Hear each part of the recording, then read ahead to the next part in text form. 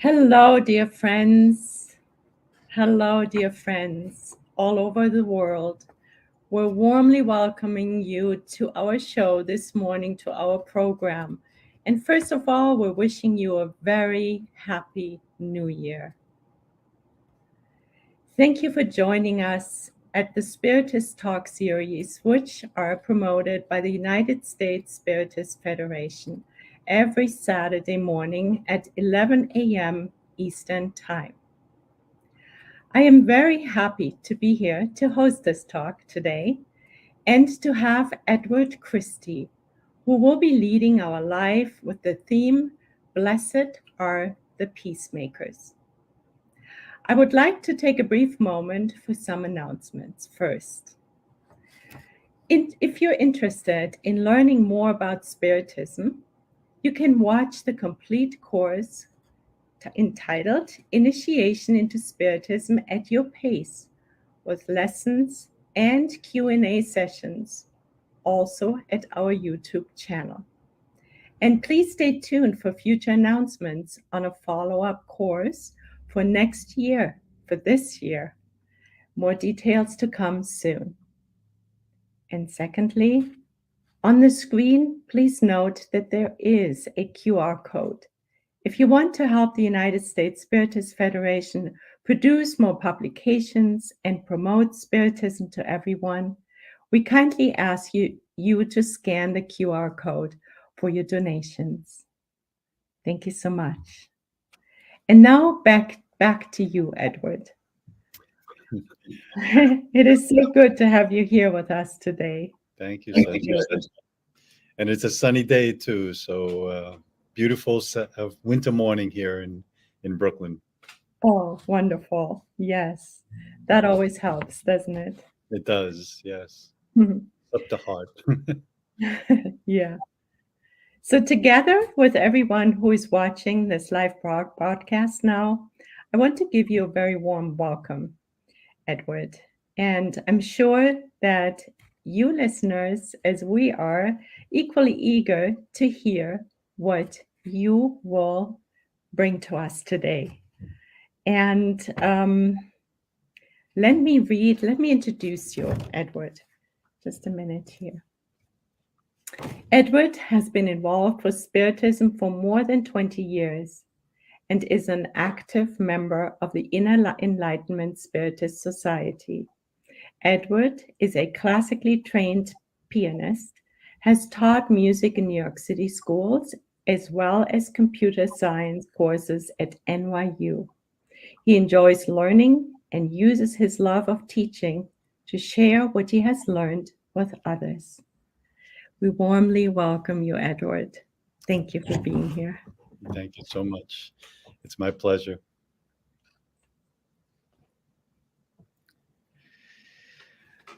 So I took my first computer programming course 41 years ago. Boy, that's perspective. And I still remember something that the teacher said. 3 things can go wrong with a computer program. It can produce unexpected results, it could do nothing, or it could blow up. As a novice programmer, I had to take this on faith. But after years of correcting programming errors, I found my teacher's rule to be true. Because computers and the programs that run on them are human inventions, they inherit human strengths and weaknesses. To understand how something like a computer program can go wrong, it's useful to look at what it means to be human. Givaldo Franco, in his book, I Love Myself, I'm Addiction Free, says that we've inherited a body that's the result of millions of years of evolution, and an intelligence that's new, only some 10,000 years old. He tells us that research suggests that 80% of the world's population live from the mouth down, living to put food in their stomachs, clothes on their backs, and a roof over their heads. We know how to care for the body. We can use our instincts to care for our physical well-being. We eat when we're hungry, we sleep when we're drowsy, and we look for a way to warm up when we get cold. We can't, however, rely on instinctive knowledge to care for our psychological health because human nature doesn't have these instincts. So how can we care for our psychological health? How do we feed our intelligence, protect ourselves of right action, and clothe our understanding of what humans are for? Jesus tells us clearly what humans are for, what we're supposed to do, and what the purpose of our life is. Jesus doesn't ask us to be powerful or successful or great or a winner or even enlightened. He doesn't say, "Thou shalt be right." Jesus doesn't ask for sinless perfection, but only for a change of heart and to go and sin no more. Jesus tells us that what we're here for is heart work. Relationship is everywhere in Jesus' teaching. Jesus told us to love God and one another, to forgive each other, to reconcile with our brothers, to love our enemies, to lay our hands on the sick, and to be a peacemaker. Jesus loved those that seemed unlovable, forgave those who seemed unforgivable, cured those that seemed incurable, and he asks us to do the same. He taught us to pray by saying, "Our Father," not "my Father. Give us this day our daily bread," not "give me this day my daily bread." He said, "Blessed are the peacemakers, for they shall be called children of God." We're brothers and sisters of the human family, called to make peace with one another, regardless of the differences that separate us. Strength seems inherently aggressive, and it takes a new thinking, a Christ consciousness, to see strength in peace. We build relations not through power, but through community that includes everyone. Every encounter we have with someone else changes us. From the moment we're born, we're aware of other people's emotions and actions. And when we respond, our inner world and outer expression change. A newborn can hardly see, and yet within an hour of its being born, a baby can imitate the expressions of the people around it. We're interconnected at the deepest levels. That we each decided being here is what we wanted to do with our time this morning is the result of countless encounters across many incarnations. Everything we do, say, and experience exists in a web of relationships. When we interact with others, we come to know ourselves. We experience our impatience, our intolerance, and our irritation, our compassion, our concern, and our contentment. Without others, these emotions might be hidden in some dark corner of our awareness that makes us blind to what's going on inside of us. It's in the messiness of everyday living that we come to know ourselves. A Zen story shows us how deeply we're influenced by others. There were two brothers who vowed to devote their life to attaining peace of mind. One brother went to the top of a mountain to learn how to quiet his mind until he could hold a ball of snow in his hand without it melting. The other brother stayed at the bottom of the mountain, helping the village and its people. Years passed, and Mountain Brother came down holding a ball of snow to show Village Brother that he had learned how to still his mind.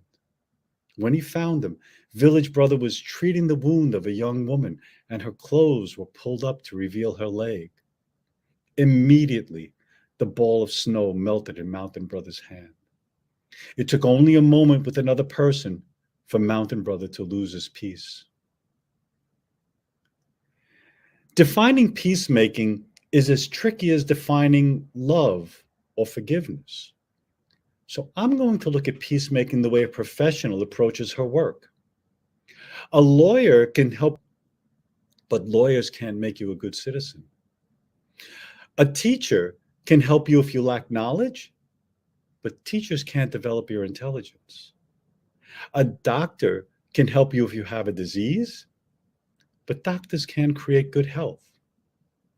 These professionals recognize that the remedy for trouble with the law, disease, and lacking knowledge is essentially external, while intelligence, good citizenship, and health must be developed internally by each one of us. We don't lack external truth. We have plenty of teachings. What we need to do is to reflect on the meaning of those teachings, to find out how they are true for each one of us. And no one can do that work for you. If you let that happen, you'll be living someone else's life. So I might be able to help you with how peacemaking can go wrong, but to be a peacemaker is an inside job. Peacemaking can go wrong in ways similar to my teacher's rule on computer programs. Peacemaking can blow up, do nothing, or produce unexpected results. So let's take this time to look at how peacemaking can go wrong in these ways. My teacher told me that computer programs can go wrong by blowing up. A program that blows up has reached a limitation, either of the computer itself or the skill of the programmer. Instead of handling the limitation, the program figuratively throws up its hands and says, "I can't do this." In daily life, blowing up is a sign that we have reached the limit of our ability to make peace, and anger has taken over. When anger speaks, it says, "I don't want what I'm getting," or "I'm not getting what I want." Anger thinks that something or someone is wrong or bad or an enemy. Anger wants something or someone to change and overestimates our ability to control events and people. Our free will allows us to choose our actions. Our free will does not give us the ability to control the outcome of our choices. Mahatma Gandhi says, "Man is the maker of his own destiny, in the sense that he has freedom of choice as to the manner in which he uses his freedom. But he is no controller of results. Once he thinks he is, he comes to grief." When we forget this, when we think that we can control the outcome of our choices, anger will burst out when things don't go our way. Anger's closest ally is impatience, because anger wants things to change, and impatience can't wait for things to change. Impatience lives in a world of instantaneous solutions, and everything has to happen right now. Someone must change immediately, and the situation must be corrected this instant. The bond between anger and impatience is the desire for change, a desire based on emotion. We've all had a visit from anger and impatience. These two visit me many times a day in varying degrees. My job is to be a good host and introduce these two emotions to the virtue of patience. Emotions like anger and impatience can't be controlled by our will. Unlike emotions, patience is a choice, a conscious use of our will to make friends with anger and impatience. Patience doesn't take away these emotions, but it steers them in a new direction. Patience is like windshield wipers in a storm. Pressing the wiper button on the dashboard doesn't stop the rain, but it does help us to see more clearly where we're going. Patience is a choice, something that comes from the power of our will. But once anger and impatience show their face, choosing patience is difficult. So patience requires us to train with the little things. Because if we make a big deal out of little things, what will we do when the big ones come?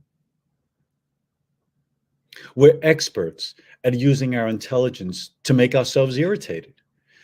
We complain that the weather is too hot or too cold, or too many mosquitoes in the summer. The trains take so long to come. The lines are so long in the supermarket, and there are so many bad drivers on the road. Complaining about irritations is the junk food that anger and impatience feed on. We get irritated because of the way we think. Shantideva, the 8th century Buddhist monk, puts it this way: if you walk barefoot, your feet will get cut by stones, wet from puddles, and burned by hot sand. You can think, the world is too sharp, too wet, and too hot. If I cover the entire world with leather, nothing will ever bother my feet again. But wait, isn't it more reasonable to wrap a little bit of leather around my feet? Then I could walk anywhere, and my feet will be protected from the sharp, wet, and hot earth.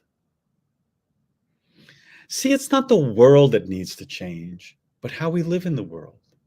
We can't eliminate all pain and suffering, but we can pay attention to our thoughts, to our likes and our dislikes, whether we think something is for us or against us, or whether we agree or disagree with the way things are, so that when irritation comes, we can meet it with patience that we've practiced before anger and impatience pay us another visit. It's not only our thoughts, but also the words we speak that matter, because peacemaking depends on our words. The words we say matter because they reflect what's in our heart.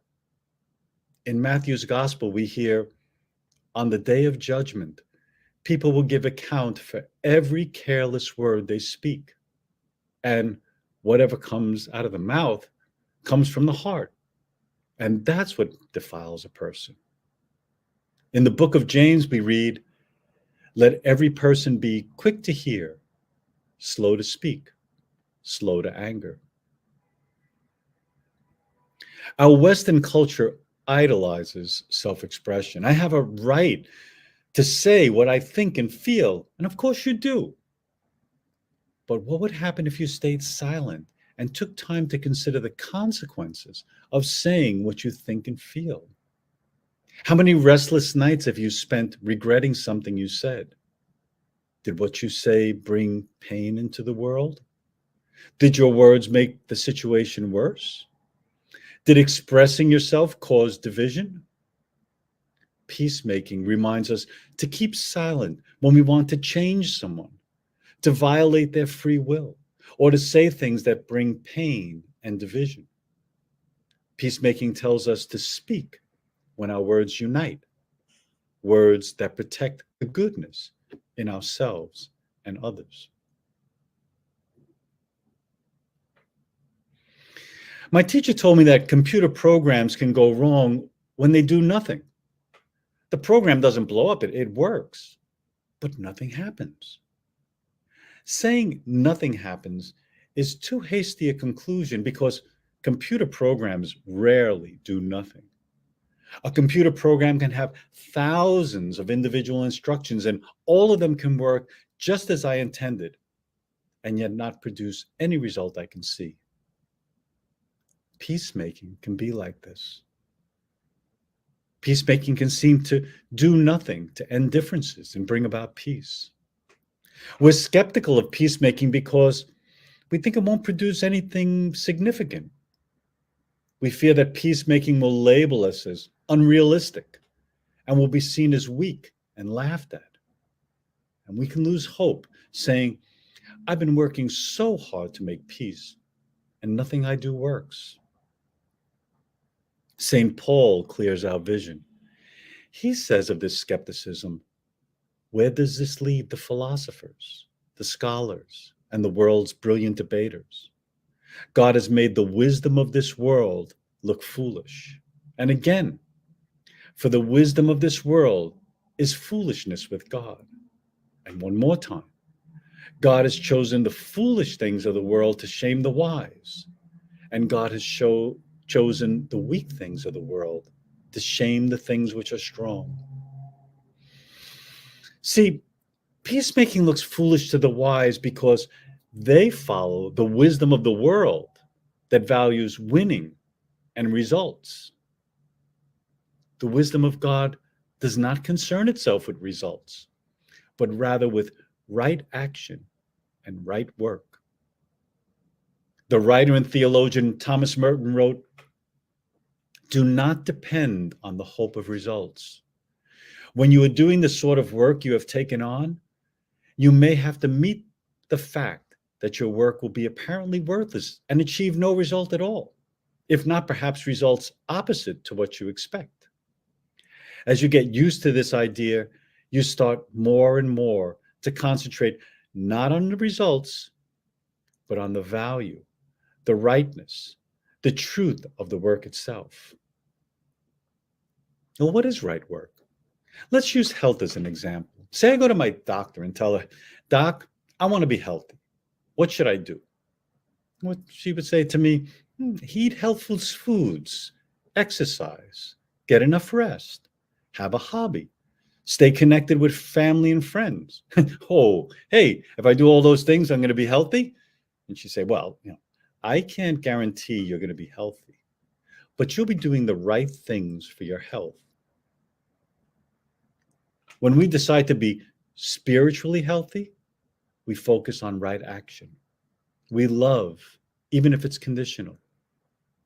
Forgive, even when I still feel hurt. Reconcile, even if only partially. Make peace, even if it seems to do nothing. We don't control results. So if we concentrate on the outcome of our work, we'll only be disappointed and give up when what we want doesn't happen on our timetable. And results can be deceiving. Something that looks good may turn out to be harmful. Hey, eating a pint of ice cream might sound like a good idea, but watch out for the consequences. And something that's painful may turn out to have benefits. We would never stick a baby with a pin, but we bring them to doctors who give them shots to preserve their health. It's hard to get work right because work often means doing something that someone else tells us is valuable. We might be able to do this to earn a living, but not with spiritual work. Spiritual work values the work itself, or otherwise work becomes a means to an end to get something good or avoid something bad. And there we are, right back to working in the hopes of getting a result. We can work hard to conform to the rules, lead a sinless life, be regular in every way, and still live a life that's without peace. We can practice the law inside and out, and our hearts can be cold and hard. In the Spirit's book, the divine or natural law of work tells us that there's a limit to work, that the limit is the limit of our strength, and we must decide on this point individually. When we strain at work, we push ourselves beyond the limit of our strength. We might be able to do this for a short time, but we have a mistaken view of human nature if we think we can strain at work indefinitely. If we work this way, our effort will eventually be defeated. You don't have to believe me. Ask anyone who's ever been on a diet, and they'll tell you how true this is. The work we do must be rooted not in force and strain, but in love and peace. If we're miserable in our work, or our work makes others miserable, it very likely means we're frustrated because we're not getting the results that we expect from our work. The limit of work is found in our limit to be able to work with a peaceful heart. We trust in the value, the rightness, the truth of the work itself. And our work creates not strain and misery, but peace and unity. Martin Luther King Jr. dedicated much of his life's work to exposing racism through nonviolent protest. He said, "Like anybody, I would like to live a long life. Longevity has its place, but I'm not concerned about that now. I just want to do God's will. And he's allowed me to go up to the mountain, and I've looked over, and I've seen the promised land. I may not get there with you, but I want you to know tonight that we, as a people, will get to the promised land." King spoke these words on April 3rd, 1968. On the next day, he was shot and killed. Martin Luther King Jr. was often defeated and weary, and when he died, his work wasn't finished. But he kept his focus on right work, creating peace and listening to the will of God. His work seemed insurmountable, and he died a martyr's death. But he trusted in the value, the rightness, and the truth of his work because it was grounded in the love for his fellow man.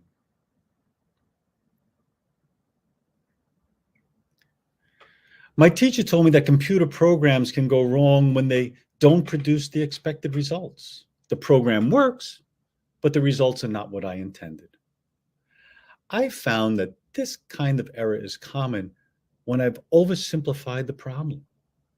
I didn't allow for the complexity of the information that I had to work with.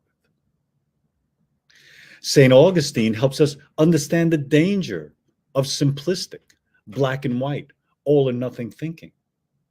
As a young man, Augustine anxiously sought the answer to the question, where does evil come from? The problem is this: if God is good, he would want his creatures to be happy. And if God were all powerful, he could do as he wished. But creatures aren't happy. So God lacks either goodness or power or both. Now, for most of us, we can ask this question, discuss it for a little while, and then get a good night's rest. Not St. Augustine. Augustine was a passionate young man, and he wrestled with this question. He felt he had to get this right in order to live a life that had real meaning. He found his first answer in the solution offered by Manichaeism. This religious movement is based on a rather complex creation myth that I won't even try to summarize. Instead, I'll give you an idea of the one belief that Manichaeism is known for until today. Manichaeism teaches that there's a battle between two moral opposites, two equally strong supreme powers that are competing for our souls. In other religions, these two are called God and the devil. One power is in goodness and light, and the other is evil and in darkness. The good principle rules over a spiritual realm, and the evil principle rules over the material world.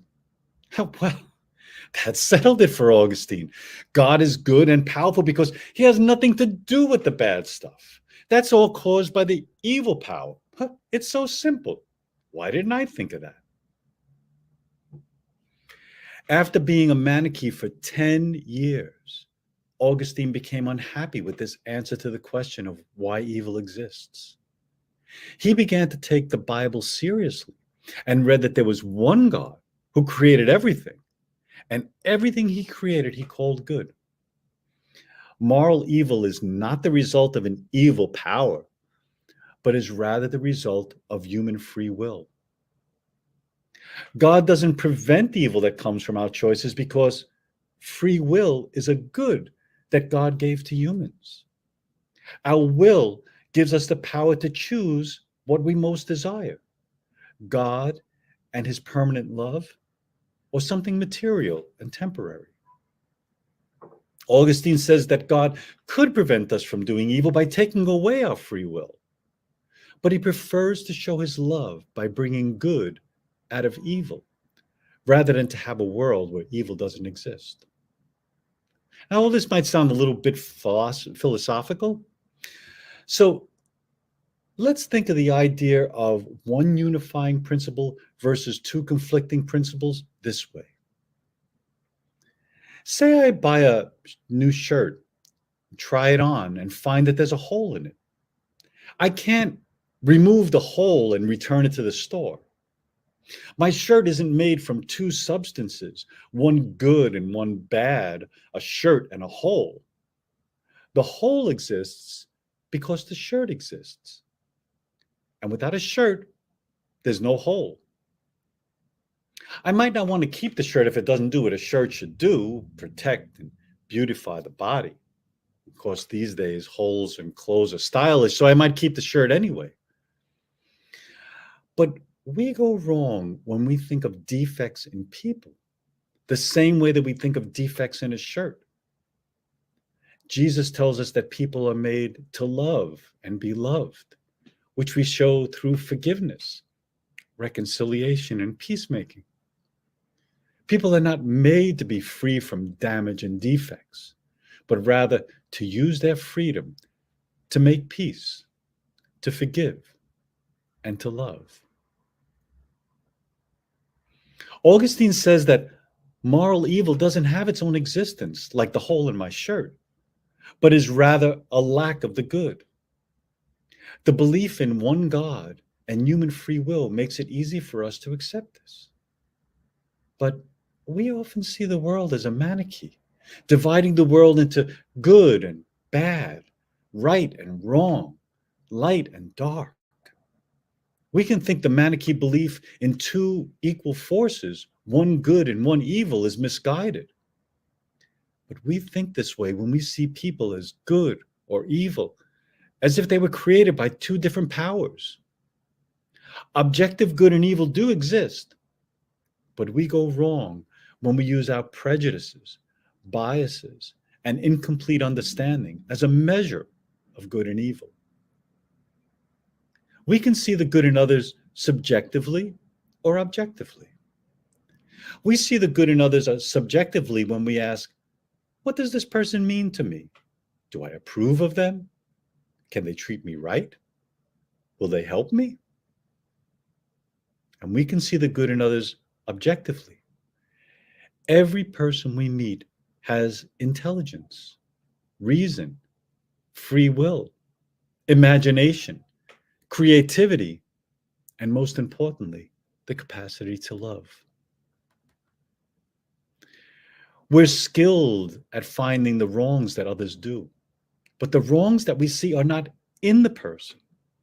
The wrong is in the action or the use of the will. A person could do something evil or criminal, but no matter what evil a person does, he cannot make his human nature evil because he is created as good by a good God. And as we open our vision, we see that human free will is a good independent of how it's used. Seeing the good in others objectively and loving the good changes us both. Loving the good in others changes them because now they know that they are lovable and they're loved in spite of their faults, because their faults are overshadowed by the tremendous amount of good that God has placed in them. Loving the good in others changes us because once we see others as lovable, we have to learn to love them right. And when we love them right, we become peacemakers. It can be that simple.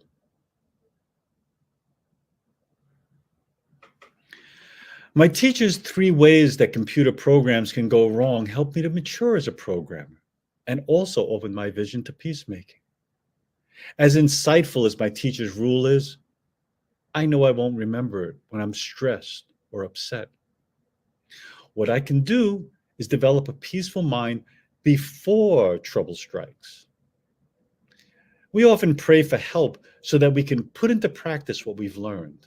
Well, that prayer is answered when we practice. So here are 3 practices we can use to develop our peacemaking skills. I gave them names. I call them making room for the 10%, offering silent intentions, and the breath of patience. Skill number 1. When peacemaking gets unexpected results, it means that we've lost the true value of a relationship, and that is to love the good in another person. Our prejudices, biases, and incomplete understanding prevent us from seeing the good in others. None of us has the whole truth. Each of us sees only part of the truth. Making peace with others means holding more than one truth in my mind and asking, what truth does this person have that I don't? The Franciscan speaker and writer Richard Rohr gives us a way of putting this idea into practice. This skill, making room for the 10%, is aimed at our intention to make peace with the limits of our understanding. Richard Rohr suggests this. When I disagree with something that someone says, I admit that that person is at least 10% correct. Admitting that the person has at least 10% of the truth makes room for the other person's truth in my thinking. Making room for the 10%, we love the good in others because we see that we're all searching for the truth. Skill number 2. When peacemaking seems to do nothing, it means we've lost faith in the value of right work. Valuing right work tests our belief in reincarnation and immortal life, that what we do now has a cumulative meaning apart from the seeming insignificance of everyday life. This skill, offering silent intentions, is aimed at our desire to make peace with right work.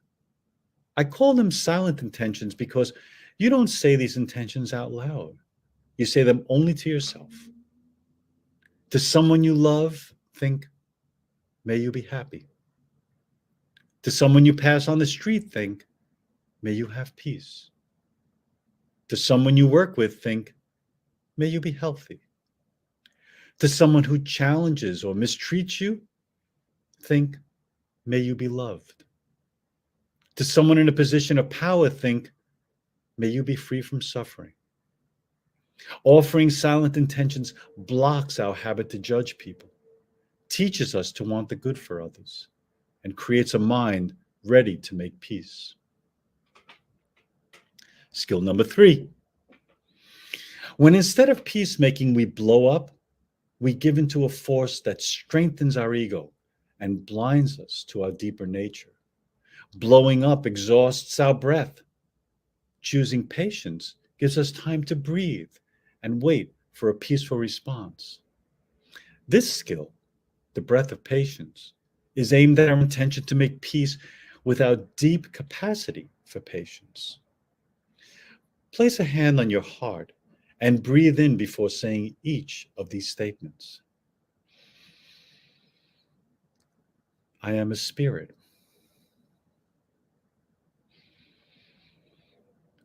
I am immortal.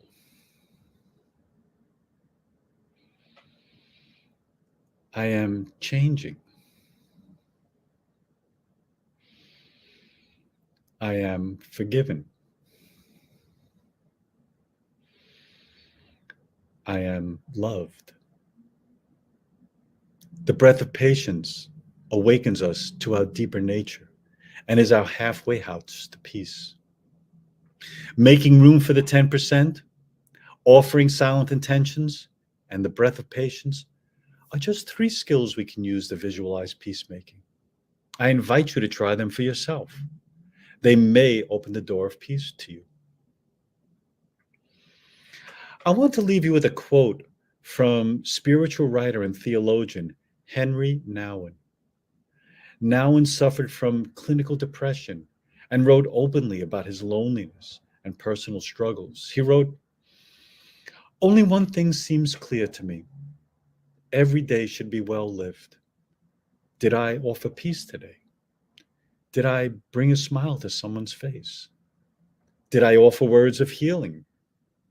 Did I let go of my anger and resentment? Did I forgive? Did I love? These are the real questions. I must trust that the little bit of love that I sow now will bear many fruits here in this life and in the life to come." Henry Nouwen's words paint the picture of a world that Jesus spoke of when he said, "Blessed are the peacemakers, for they shall be called children of God." Jesus' world is one filled with reconciliation, healing, and peacemaking. A world big enough for all of us. I thank you.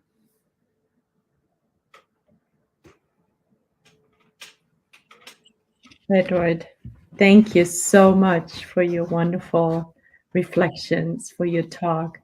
And yes, you did bring a smile to our faces. Thank you. We are now open to some questions and discussions.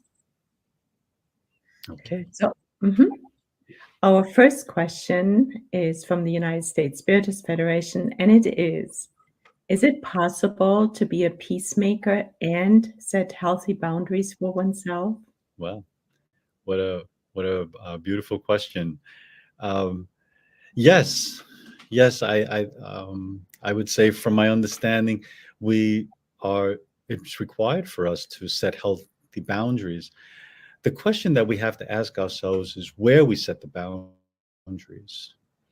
And this becomes really important because, that's what maturity is about. When we do set boundaries, but they get larger and larger, if you want to look at it that way, or they change at any rate as we mature. Certainly a young person, their boundaries are very small and you can step on them very easily. But it really requires a reflection to find out, well, what are my boundaries and why are they there? We can't live without boundaries. We have a skin that is a boundary between what goes on in our body and the external world. And that's a reflection too of the kind of boundary that we require day to day. But it's really our responsibility every day to say, when someone crosses a boundary, what that means for me, and why that boundary is there, and is it healthy, and does it is it healthy? I'll leave it at that. Yes, that's a very good question. And then one wonders, what's the definition of healthy, right? Yes, right. There's some beautiful definitions of health out there when you say, when you're able to lay your head down on a pillow at night and feel like, with a clear conscience, when you can handle situations that come up with equanimity, and really peacemaking, when you think about it, is all about unity. And we have to decide, unity doesn't have to look the same in every situation. But the idea is when we often fail in peacemaking because it might be a little strong way of saying it, but that we want to violate someone's free will. We want someone to do what we think is the right thing to do. So that's why peacemaking, it requires us constantly, first of all, to look at ourselves, to practice peacemaking, because it's not a natural thing. As related to the first question, our boundaries are often very thick and impenetrable. So we have to really look at that's how it starts out. That's how we start out, and so it becomes more open and more porous, that we could, we don't have to. Everything isn't just black and white in the world. We're able to think about peacemaking in that way. Yes. And the spirits so lovingly gave us the golden rule, right? So that probably, would you say that's important to pay attention to in peacemaking as well? Well, certainly there's, peace is hanging off of every word in the golden rule. It's like the balls on the Christmas tree. It really enhances and brings to life those words. Yeah. Because in order to love, we have to think about, what does it mean to make peace with someone else, and why is there, where does the conflict arise? Yeah. Beautiful. Yeah. Is it out? We think about it's because someone else did a wrong thing that we can't make peace. But you see, peace is possible. We just have to practice. Right. Yes. Thank you so much, Edward. And I think there is another question. Yes, there is. Again, from the USSF. what role do you think does humility play in peacemaking? Well, another great question. I would say, what role do you think humility plays in blank? Because humility is just across the board. We often think, as I think I pointed out in the talk, we often think that we understand everything, and we don't. We really just have a partial view. And once we realize that there's more out there for us to learn, we can approach each situation with humility. And of course, one of the things that might be easy to overlook is that humility is always in our relation to God. We understand our smallness in relation to God, not just between us and other human beings, or us and the world in general, but our humility is a result of our relationship to God. And so when we remember our relationship to God, humility is just a natural response. And God is always looking to make peace with us. He's always looking to draw us closer and closer, where our spirit is made from love. There is nothing else there but love. And so we're made from that. And therefore, anything that causes a division within ourselves, between us and God, between us and other people, between us and the world, doesn't come from our spirit. It comes from what's usually referred to as the ego. Yeah. We need to love our ego in the right place, right? So moving it lovingly, yeah. The ego mind. No, yeah. It's really true. I mean, we people say you get rid of the ego, but the ego is really necessary. It helps to preserve our life. We wouldn't be able to manage living in this material world without an ego. But our job is to be aware of the functioning of the ego, because a lot of what goes on in the ego is unconscious, or preconscious, or subconscious. Mm-hmm. So that's why I say that peacemaking really requires us constantly to reflect back on ourselves. When we're hurt by something that someone says, it's the ego that gets hurt, not our spirit. So when we get hurt by something that someone says, we want to lash out, perhaps, and not create peace. But when we start to see that we are, as spirits, we are made from peace, we are made from love, then we can question our ego. Why did that bother me?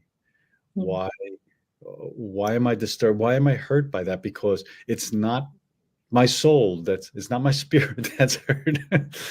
it's the ego that's hurt. And that's why peacemaking requires constant inner work. And that's why the practices, peacemaking practices, are just so important, because we won't get it without a practice. Yes. And that's what we're here for, right? In our beautiful incarnation. Yes. And thank you for making it so clear of what the steps are and how we can boost our peacemaking skills. Yes. Yes, beautiful. So here's another question. Are you ready? Yes, certainly. Okay, so it is: in a polarized world we are living nowadays, how does one can be a peacemaker? Well, this is a question very close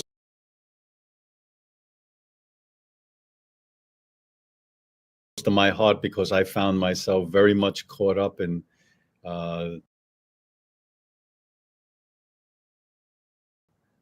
things that go on in the world. Certainly, with the situation in the Ukraine,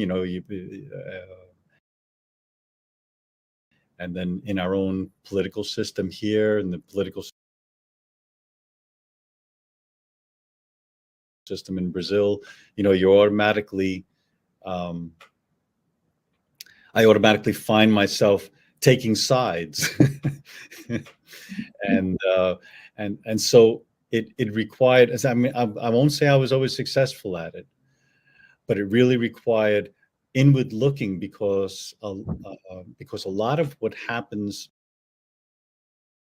when we see something that happens in the world, what we're